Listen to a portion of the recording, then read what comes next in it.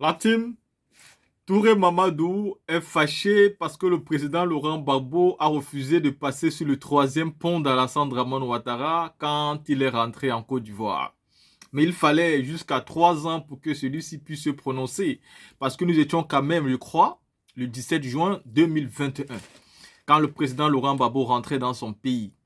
Et Touré Mamadou aujourd'hui nous exprime sa colère, sa frustration due au fait que l'itinéraire que le gouvernement avait tracé au président Laurent Gbagbo voulait qu'il passe sur le troisième pont d'Alassane Dramane Ouattara et celui-ci n'avait pas voulu. Il dit que le président Laurent Gbagbo n'habite pas loin de cet itinéraire-là et donc ça aurait été plus mieux pour lui de prendre cet itinéraire-là pour arriver facilement chez lui. Mais que le président Gbagbo avait refusé. Mais M. Touré Mamadou, ministre de la Jeunesse, il n'y a pas que ça qu'il a refusé. Il a par exemple refusé que vous l'affrétez un avion présidentiel. Il a décidé de rentrer avec un vol commercial, pardon. Il a aussi refusé de se servir de votre pavillon présidentiel.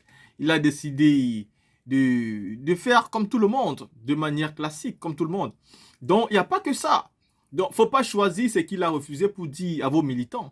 Il faut dire tout ce qu'il a eu à refuser par rapport à vos propositions. Il est important de le faire. Il est important de le dire. Il est important de signaler cela.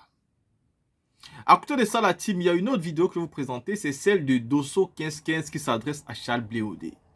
Dosso 1515 dit à Charles Blé Goudé que si c'est Ibrahim Bakongo dit que tu es avec eux, et toi, tu dis que tu n'es pas avec eux. Bon, nous, où est notre problème? Où est notre problème dans le sens que, depuis que le président Laurent Gbagbo est rentré, il continue à faire ce qu'il sait faire, critiquer le pouvoir en place. Parce que idéologiquement, ils ne poussent toujours pas leur vision. Depuis que toi tu es rentré, tu ne critiques personne. Tu te lèves, tu dis, 2025 ne se fera pas sans moi. Mais sur quelle base? Tu comptes sur quoi? Et en tant que qui? Peut-être en tant qu'allié d'Alassane Ouattara. Sinon, si on veut gouverner, on commence à critiquer ceux qui gouvernent à l'heure actuelle. Tu vas proposer quoi aux gens en 2025? Ou alors tu attends le jour de l'examen pour étudier tes leçons. Ou alors tu attends le jour où tu veux tuer ta poule pour la nourrir. Je pense très bien que si on veut être président, on doit se prendre au sérieux et commencer à critiquer ceux qui sont au pouvoir maintenant. Mais Blé Goudé ne critique jamais personne. Donc, c'est suffisamment pour nous démontrer que tu es avec eux. Parce qu'il ne suffit pas seulement de venir parler. Parce que tu sois avec eux de manière propre, comme dit Cissé Ibrahim Bakongo, tu peux aussi être avec eux de manière figurée. Comme il a aussi voulu l'énumérer. Parce que vu ton comportement, vu ta façon de faire, vu tes gestes, tu ne dénonces pas, tu ne critiques pas. Pour toi, tout est bien. Tu recherches la paix. Mais attends, Blé Goudé, si tu recherches tant la paix, je pense que tu es rentré en Côte d'Ivoire, donc il y a la paix. Tu es donc avec eux de fait. Tu es avec eux de facto. Pas ton comportement, tes attitudes, ta manière de faire depuis que tu es rentré. Mais pourtant, tu viens du même endroit que le président. Le président, depuis qu'il est rentré, il continue à faire sa politique. Il dénonce chaque fois où il a l'occasion. Il ne cesse pas. Il continue à dire qu'il a été envoyé là-bas alors qu'il n'a jamais rien fait. Monsieur Charles Blé Goudé, vous êtes avec eux car vous-même, vos agissements montrent que vous êtes avec eux. La team écoutez ces deux vidéos. La première est celle de Mamadou, Touré Mamadou. La seconde est celle de Dosso 1515. Oui, les batailles à venir, les jours, les mois à venir seront difficiles. Difficiles parce que nous sommes sur un terrain concurrentiel. Si le débat n'était qu'un débat d'idées, si le débat n'était qu'un débat de bilan, je pourrais dire dormons tranquille. Mais malheureusement, certains ont décidé d'utiliser d'autres méthodes. Rappeler un peu le passé. Et ce qui nous amène à être beaucoup vigilants. À faire en sorte de ne pas basculer. Parce que l'idée, c'est de nous provoquer. La Côte d'Ivoire en paix, ça ne les arrange pas. La Côte d'Ivoire développée, ça ne les arrange pas. C'est des gros jaloux du président Alassane Ouattara. Ils sont jaloux du président Alassane Ouattara. Lorsque le monde entier, c'est pas nous qui le disons, c'est le président de la CAF qui le dit, l'une des CAN les plus réussies, avec plus de 2 milliards de personnes dans le monde qui ont eu les yeux rivés sur la Côte d'Ivoire, avec plus de 80 pays dans le monde qui ont suivi cette CAN, avec tous ces influenceurs venus de tous les pays qui ont été pendant un mois les ambassadeurs de la Côte d'Ivoire, vantant le mérite de notre pays, de la gouvernance du président, des réalisations, etc., les jaloux, ça peut les tuer. Ça peut les tuer. Parce qu'ils se rendent compte aujourd'hui, qu'on peut gérer et puis bien travailler. Eux, ils ont géré, ils n'ont rien fait. Le président Ouattara est en train de démontrer qu'on peut gérer et puis agir pour la population. Ils ont beaucoup de regrets. Vous savez, il y a un qui est venu de Bruxelles. Je peux faire la confidence aujourd'hui. L'itinéraire de l'aéroport qui était arrêté avec la police, etc., puisqu'il habite de l'autre côté de la rive, l'itinéraire de la police était qu'il passe par le 3e pont, qui est le trajet le plus rapide. Il a refusé de monter sur le 3e pont. Je peux le dire aujourd'hui. Il a refusé de monter sur le 3e pont. Jaloux des réalisations du président Alassane Ouattara. Jaloux des réalisations du président Alassane Ouattara. C'est pour ça que Koné, je suis d'accord avec ce que vous avez dit. Ne cédez pas à la provocation.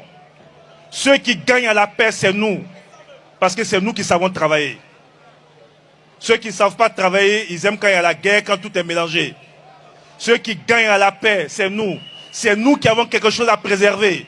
C'est nous qui avons les infrastructures réalisées par le président à préserver. C'est nous qui avons fait en sorte que ces jeunes continuent d'avoir de l'emploi, etc.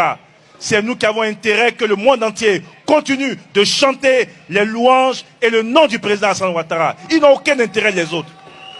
C'est pour ça que vous devez rester vigilants, mais ne pas céder à la provocation. Ne pas céder à la provocation. Mais la meilleure manière de les mettre en déroute, c'est la grande mobilisation. Quand ils vont voir des millions de jeunes sur l'ensemble du territoire national, mobilisés autour d'un seul homme, Alassane Ouattara, dans un grand parti de rassemblement, le RHDP, tous les projets funestes qu'ils avaient, ils seront obligés de renoncer. C'est quand on sait que le jeu est un peu équilibré, qu'on peut s'amuser à faire des choses. Donc continuez à mobiliser, et c'est ce que le secrétaire exécutif du parti m'a demandé d'en vous dire. Sur l'actualité, tu es intervenu. Je n'ai pas grand chose à dire. Oui, nous avons décidé en toute souveraineté, avec tous les cadres ici, comme cela se fait partout dans le monde, que le candidat naturel de notre parti, qui est le président sortant, s'appelle Alassane Ouattara. Il revient à chaque parti politique de décider qui est son candidat. Aux États-Unis, Joe Biden, qui a le même âge que le président Alassane Ouattara, mais qui est candidat sortant, le Parti démocrate n'a pas organisé de primaires contre Joe Biden. Le Parti démocrate a estimé que Joe Biden étant candidat sortant, Joe Biden est leur candidat naturel à l'élection présidentielle. Et donc nous disons que notre candidat c'est Alassane Ouattara. Au lieu d'épiloguer sur le candidat Alassane Ouattara, ils n'ont qu'à se préparer à nous affronter dans les urnes. Et on va les battre à plate couture.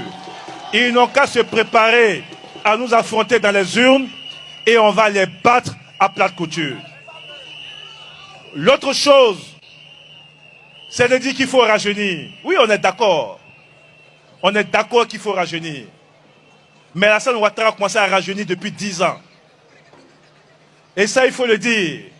Après Houphouët-Boigny, le seul président qui a fait confiance aux jeunes, qui a donné des responsabilités aux jeunes, c'est le président Alassane Ouattara.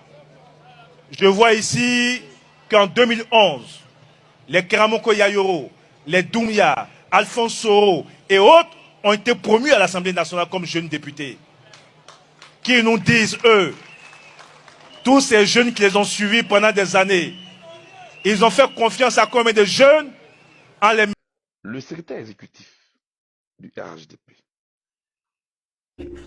Ouais, Blé, bonjour. Blé Boudé, bonjour. J'ai dit, si c'est pas comme on dit que vous êtes ensemble, toi tu dis que vous n'êtes pas ensemble. Bon, nous là, on n'a qu'à faire quoi avec? Tu étais en prison avec le président Laurent Gbagbo. Gbagbo est revenu en Côte d'Ivoire, au même titre que toi. Lui continue de critiquer le régime. Mais toi, depuis que tu es venu, tu ne parles pas, il te commande. Tu ne parles pas. Et puis aujourd'hui, si c'est Babongo sort pour dire que vous êtes ensemble, toi tu dis on n'est pas ensemble. Tu ne parles pas. Depuis que tu es venu en Côte d'Ivoire, là, il te malabré. Tu parles plus.